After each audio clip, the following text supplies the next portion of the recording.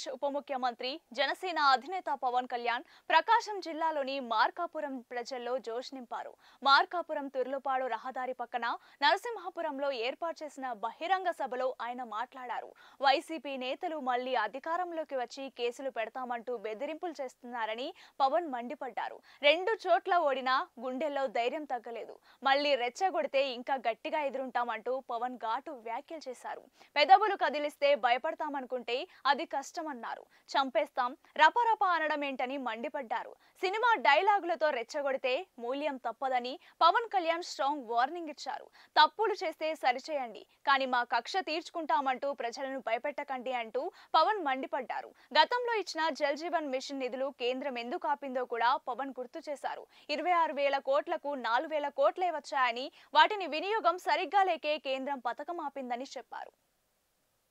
ప్రకాశం జిల్లాలో పారిశ్రామికరణ వెలుగొండ ప్రాజెక్టు పూర్తి చేయడం కూటమి ప్రభుత్వ లక్ష్యమని పవన్ కళ్యాణ్ స్పష్టం చేశారు. 150 కోట్లు ఎన్నికలకు ఖర్చు చేస్తే 800 కోట్లు ప్రాజెక్టుకు పెట్టలేమా అనేవారు మేము కాదని పేర్కొన్నారు. 18 నెలల్లోనే పూర్తి చేస్తాం, నేనే స్వయంగా పర్యవేక్షిస్తా అని పవన్ హామీ ఇచ్చారు. తమకు ఇంకోళ్ల మీద భయం లేదన్న పవన్ ఇక కూటమి అంటే పిడికిలి అని, అన్ని వేళ్లు కలిస్తేనే పిడికిలి అని అన్నారు. ఒకరి వల్ల గెలుపు కాదు, అందరికీ అవసరం ఉందని, ప్రజలకు ఇచ్చిన అధికారానికి న్యాయం చేయడం కూటమిలో ప్రతి ఒక్కరి బాధ్యత అని పవన్ స్పష్టం చేశారు. వ్యక్తిగత విరోధాలు తమకు లేవని, కానీ ప్రజల హక్కులకు తాను రాజీ పడనని పవన్ తేల్చి చెప్పారు. మొత్తానికి పవన్ ఎక్కడికి వెళ్తే అక్కడి ప్రజల్లో జోష్ నింపుతారని అందరికీ అర్థమైంది. అదే విషయం.